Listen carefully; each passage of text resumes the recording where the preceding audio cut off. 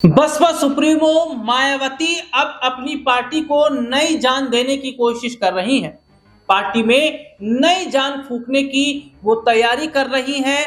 और क्या ये जो तैयारियां हैं, इनकी ये जो कोशिशें हैं, क्या इससे बसपा मजबूत हो पाएगी? जहां उत्तर प्रदेश में होने वाले विधानसभा चुनाव से पहले मायावती ने अभी से जो रणनीतियां हैं उसको बनाना शुरू कर दिया है। ब्राह्मण वोट बैंक को अपनी तरफ करने का काम करना शुरू कर दिया है। और दूसरी तरफ देखा जा रहा है कि वोटर्स को साधने में लगी है, तो दूसरी तरफ अन्य राज्यों की तरफ भी मायावती का ध्यान है। देखिए कौन है बीएसपी के वो 3 नेता जिन्हें मायावती ने सौंपा पश्चिम बंगाल, उत्तराखंड और छत्तीसगढ़ चुनाव का जिम्मा। 2027 के यूपी विधानसभा चुनाव से पहले अपनी पार्टी को मजबूत करने में जुटी बीएसपी की मुखिया मायावती ने संगठन में एक बार फिर से फेरबदल किया है। नए फेरबदल के तहत मायावती ने अपने भतीजे आकाश के ससुर और पूर्व सांसद देखिए अशोक सिद्धार्थ का कद बढ़ाते हुए जो मायावती हैं, उन्होंने अपने जो भतीजे हैं उनके भतीजे के देखिए जो उनके भतीजे के ससुर हैं, उनको बड़ी जिम्मेदारी दी है। पश्चिम बंगाल की जिम्मेदारी उन्हें सौंपी गई है। क्योंकि मैं अपने दर्शकों को बता दूं कि साल 2026 जो कि ये चल रहा है, इस साल में पश्चिम बंगाल के अंदर विधानसभा के चुनाव होने वाले हैं। वही पार्टी के पुराने नेताओं में शामिल रामजी गौतम को उत्तराखंड का प्रभारी बनाया गया है। उत्तराखंड में भी अगले साल विधानसभा के चुनाव होने हैं। इससे पहले हाल ही में 15 फरवरी को मायावती ने संगठन में कई बड़ा बदलाव किया था। यानी कि देखा यह जा रहा है कि जहां इस साल बंगाल में चुनाव होने वाले हैं, तो बंगाल में भी अपनी पार्टी की किस्मत को आजमाना चाहती हैं, अपनी किस्मत को आजमाना चाहती हैं। तो दूसरी तरफ देखा जा रहा है इसके 27 में तो वो तैयार हैं ही, उत्तराखंड को लेकर भी उनका जो यहाँ पर नैरेटिव है वो बहुत ज्यादा सटीक नजर आ रहा है। बता दें बीएसपी संगठन में किए गए इस नए फेरबदल से पहले 22 फरवरी को पार्टी अध्यक्ष मायावती ने लखनऊ में एक अहम बैठक की थी।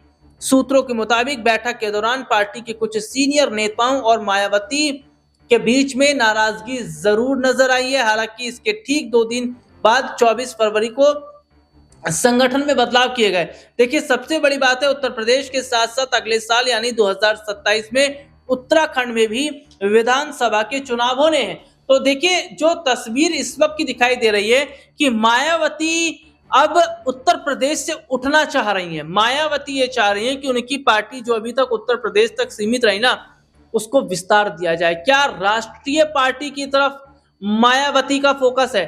क्योंकि पश्चिम बंगाल की तरफ देखना, उसके अलावा उत्तराखंड की तरफ देखना, क्योंकि बंगाल में चुनाव है, वो बंगाल में कितनी सीटों पर चुनाव लड़ेंगी, उनके जो कैंडिडेट हैं क्या बंगाल चुनाव में कुछ बड़ा कर पाएंगे, एक सवाल रहेगा। उत्तराखंड में जो है उनकी नजर बनी हुई है। देखिए सबसे बड़ी बात क्या है कि मैं अगर बसपा की बात कर लेता हूं, तो बहुजन समाज पार्टी का काफी समय से जो बोलबाला है, या फिर ये कहा जाए कि जो लहर चला करती थी, वो लहर खत्म हो गई। क्योंकि मायावती ने जिस तरीके से एक वक्त में पार्टी की तरफ ध्यान देना छोड़ दिया, एक वक्त में पार्टी पर उन्होंने फोकस करना छोड़ दिया, रणनीतियां बनाना उन्होंने बंद कर दिया। पार्टी के लिए जो है उनका उस तरीके से जो रुझान था वो नहीं देखने को मिला। तो इससे पार्टी ठंडे बस्ते में धीरे धीरे जाती रही, और जो मायावती का वोट बैंक है उसे धीरे धीरे अपनी तरफ नगीना सांसद चंद्रशेखर आजाद रामन करते रहे। और इस तरीके से उत्तर प्रदेश में एक बड़ी राजनीतिक पार्टी बसपा पूरी तरीके से बिखर गई। लेकिन अब उस बिखरी हुई पार्टी को यहां मजबूत करने का काम मायावती कर रही हैं। अब उस पार्टी में फिर से जान डालने का वो काम कर रही हैं। और मायावती की ये कोशिशें क्या उनकी पार्टी को एक नई दिशा दे पाएंगी? मायावती की ये कोशिशें क्या उनकी पार्टी को एक बेहतर दिशा दे पाएँगी, क्योंकि फिलहाल जो हालात और स्थिति इस वक़्त हैं, वो ये है कि मायावती के सामने एक ऑप्शन है, या तो वो कुछ बड़ा कर जाएँ या तो फिर वो हार मान जाएँ, क्योंकि देखिए वो कहावत कही जाती है ना, करो या फिर मरो। तो कुछ ऐसी स्थिति है, क्योंकि अब अगर पार्टी को मजबूत करना है, अगर चुनाव को जीतना है, अगर राजनीतिक पार्टी को बचा कर रखना है, उसके अस्तित्व को बचा कर रखना है, तो मेहनत तो करनी पड़ेगी, क्योंकि मेहनत करना मायावती ने बीते काफ़ी वर्षों से जो है वो छोड़ दिया है। क्योंकि अगर देखा जाए तो मायावती ने अब कुछ समय पहले से कई मुद्दों पर स्टेटमेंट देना शुरू किया है, नहीं तो मायावती के स्टेटमेंट तक भी नहीं आते थे। किसी मुद्दे पर वो ज़्यादा बोलती नहीं थी। यही वजह है कि जो उनके वोटर्स थे, जो उनके साथ वोटर्स का जुड़ाव था, वो वोटर्स खिसकता चला गया। वो कुछ समाजवादी पार्टी की तरफ आया और कुछ वोट बैंक को नगीना सांसद चंद्रशेखर आज़ाद रावण अपनी तरफ खींच कर लाने में कामयाब रहे।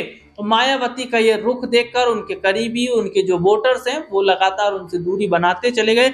अब यहाँ पर एक नए सिरे से मायावती को अपनी पार्टी को मजबूत करना पड़ेगा। वोटर्स के बीच में जो है उन्हें जगह बनानी पड़ेगी। वोटर्स को जो है अपनी तरफ लाना पड़ेगा, उनका भरोसा, उनका दिल जीतना पड़ेगा। तब जाकर मायावती एक बड़ी रणनीति बना पाने में कामयाब रहेंगी, क्योंकि ये भी कहा जा रहा है कि मायावती बीजेपी की बी टीम है। इस तरह की बातें भी राजनीति जगत में चल रही हैं। तो अब यहाँ पर ये देखना है कि भैया जिस तरीके से यहाँ पर स्थिति यहाँ बनी है कि जो मायावती हैं पूरा फोकस अब अपनी पार्टी की तरफ कर रही हैं। बंगाल चुनाव पर भी उनका फोकस है, उत्तराखंड के चुनाव पर भी उनका फोकस है। तो इन चुनावों में क्या कुछ बेहतर जो करने की उम्मीद है वो हो पाएगी। और देखिए दूसरी सबसे बड़ी प्रमुख बात क्या हो जाती है कि जो फिलहाल हालात इस वक्त बने हैं, जो स्थितियां इस वक्त बनी हैं, वो ये बताती हैं कि क्या मायावती ने वाकई जिस तरीके से ढिलाई बरती या जिस तरीके से उन्होंने पार्टी की तरफ ध्यान नहीं दिया, बहुत सारे ऐसे बड़े चेहरे थे जो कि मायावती का साथ छोड़ गए, इधर उधर चले गए। उन्हीं में एक नसीमुद्दीन सिद्दीकी भी हैं। नसीमुद्दीन सिद्दीकी जिनका एक वक्त में बसपा के अंदर बड़ा रौला था, एक दबदबा था उनका, लेकिन मायावती ने जिस तरीके से आरोप नसीमुद्दीन सिद्दीकी पर लगाए, उसके बाद नसीमुद्दीन सिद्दीकी ने जो बसपा है उसका साथ छोड़ दिया। तो बसपा के कई ऐसे कद्दावर लोग थे, पार्टी के बहुत सारे ऐसे सीनियर लोग थे जो कि पार्टी की जान थे, लेकिन मायावती ने उन पर ध्यान नहीं दिया। बहुत सारे खबरें इस तरीके की भी आई कि मायावती जो है वो ज़्यादा पैसे लेकर टिकट दे रही है या कुछ इस तरीके की चीज़ें भी नजर आई। इससे पार्टी और ज़्यादा टूटती बिखरती नजर आई। अब आने वाले वक्त में देखना होगा कि मायावती जिस पार्टी को अब मजबूत कर रही है, क्या वो मजबूत हो पाती है और क्या एक साथ जो कई निशाने साधने की वो कोशिश कर रही हैं, इसमें वो कामयाब हो पाएंगी।